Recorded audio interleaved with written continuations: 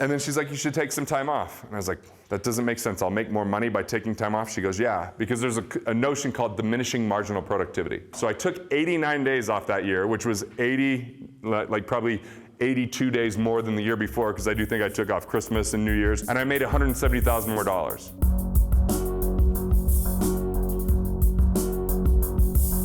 Mental capital, the question there is, how do you learn best?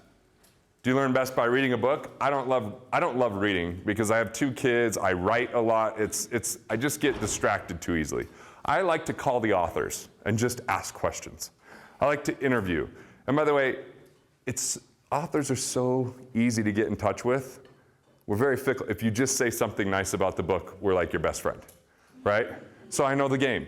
And so I can have an interview for a half hour and save 4 hours of reading. That's how I like to learn. I like to immerse myself in something like this, where I'm doing 10 days. I love doing those extended periods of time. I'm learning how to become, like as a writer, I feel like I need to do things writers do. So I'm learning how to make a really amazing espresso. So I flew to LA. I hired the best barista in Intelligentsia, which I think is the best coffee, to spend half a day with me. That's how I like to learn, just to immerse myself and ask a bunch of questions. So figure it out for you. Like, what's your best way to develop mental capital? Is it conversation? Is it reading? Is it listening to something? But the key is to consistently make those deposits into your life so that you increase mental capital. And then the key is you've got to serve others, solve problems, and deliver value to people. And when you do that, when it's not just friends and family, you get paid for it. And that's the value equation. Now, when we take your mental capital and relationship capital, if we combine that for the best of who you are, that's your sole purpose. Sole purpose will be the biggest catalyst of mental and relationship capital. Because when you're showing up the best of who you are, but the key is creating structure to invest in yourself.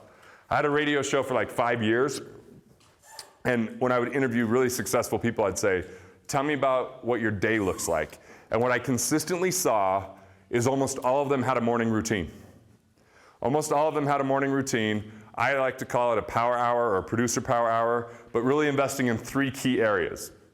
The first one is exercise, just physically taking care of yourself, whether that's actually a workout, whether it's just working on flexibility, whether it's preparing and reading so that you know how to be healthier. Like, you're just spending some time to start the day on that. Then second is education. In what ways can you fill your head and your mental capital with the right information on a daily basis? Even if you're just spending minutes, it's more about consistency and habit than it is about extraordinary leaps, one day and then taking weeks off.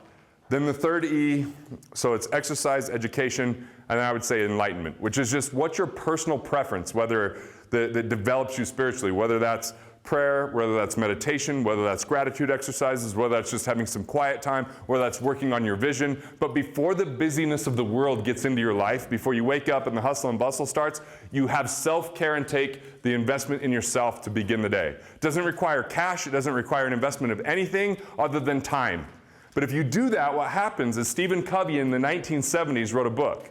And in that book, and this was an old school textbook he wrote at the university, it said, if you take the first 30 minutes of the day for yourself, it will transform the other 23 and a half hours like you've actually got more time because you'll accomplish more by being more clear, focused, and powerful. So in that first conversation of scarcity versus abundance, scarcity is the greatest destroyer of wealth. It's the greatest destroyer of joy. It's a thief of anything extraordinary in this world when people buy into scarcity.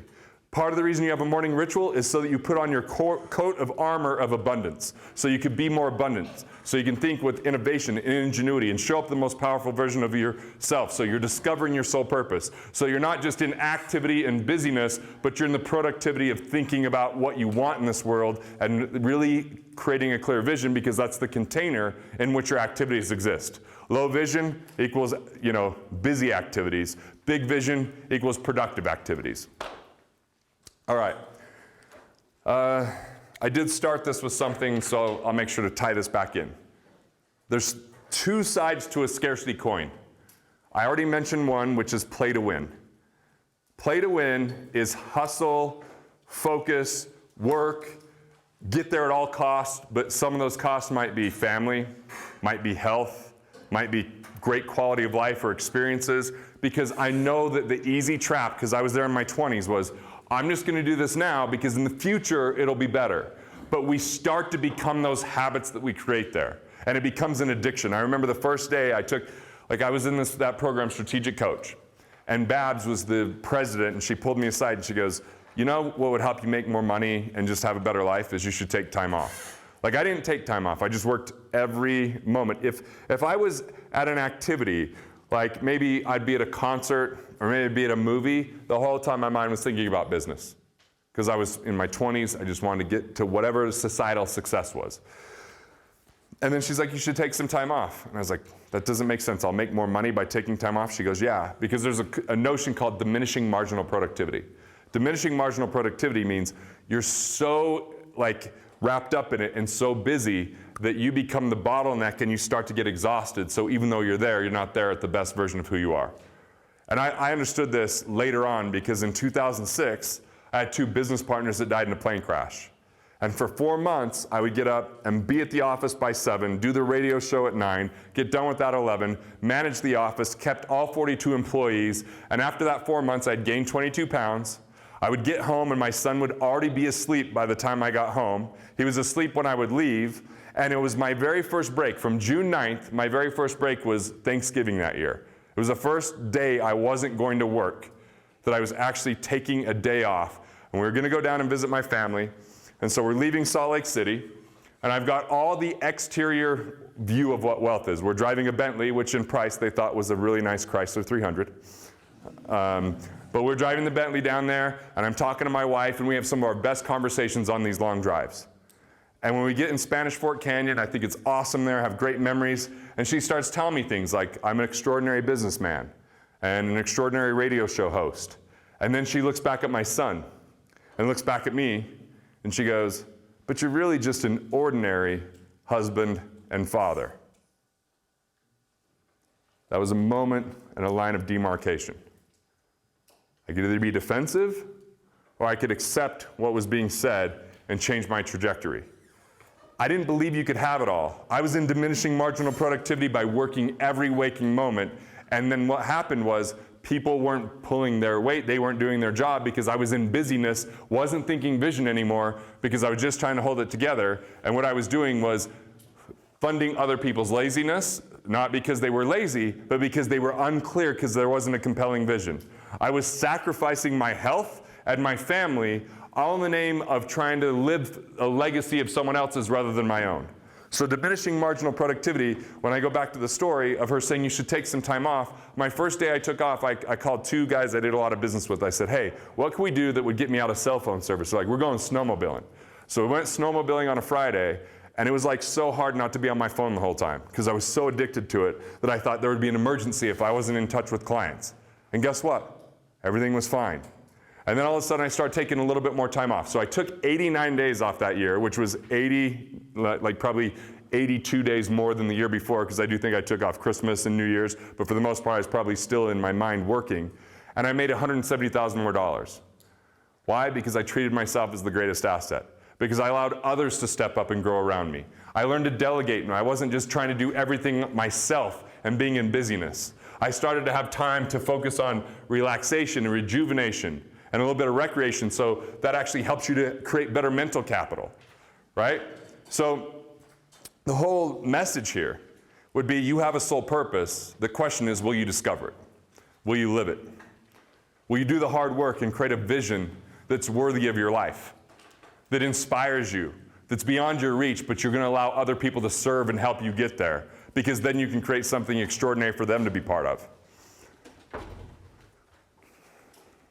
So the other side of scarcity is playing not to lose. I don't think there's a ton of people in this room that are going to be in the playing not to lose mentality, but when I played high school basketball, we were really good at playing not to lose. We were up at halftime 18 times and we won 3 games, because in the second half, we were really good at playing not to lose. Playing not to lose is those miserable misers that they have plenty of money, but you think they're broke. There's a book about it called The Millionaire Next Door, right? And the result of that book is if you want to live like Ebenezer Scrooge before the Epiphany, that's the book. Sure, that's playing not to lose. It's never enjoying money. It's never having experiences. It's all about saving, scrimping, sacrificing, and deferring. There is no impact in that world. There's just selfishness. Playing to win, you got to ask, is it really a game worth winning? At what cost? And what is a win for you? In playing to win, it's usually only business and monetary success alone. But in win then play is you determine your win up front and you build a journey that you want to be on. In win then play, you're working on a life you love and you have quality of life as one of your considerations. You don't look at it as when you get somewhere, then you'll be happy. You look at it more from an abundant standpoint of you're living the life engaged with your sole purpose so that it's something you look forward to almost every day. Doesn't mean that you won't have mistakes or temporary setbacks. Those are all part of the journey and part of the lessons. It just means you'll have the power to deal with those because you're living that life on purpose.